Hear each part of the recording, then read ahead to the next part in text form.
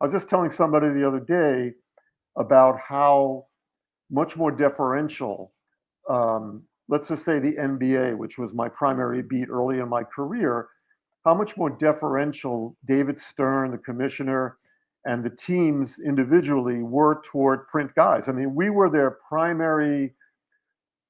our primary means of communications with their fan bases. You know, before social media, before all these teams had their own networks, television networks, before there was NBA TV and NBA.com. It was the daily paper. So, you know, back then, our access was so much better.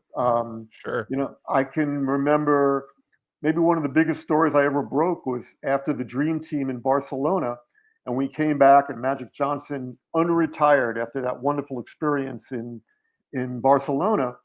And I walked into the Utah Jazz locker room before a preseason game, and there sat Karl Malone all by himself, nobody else in the locker room, and he recognized me from being around the Dream Team all summer.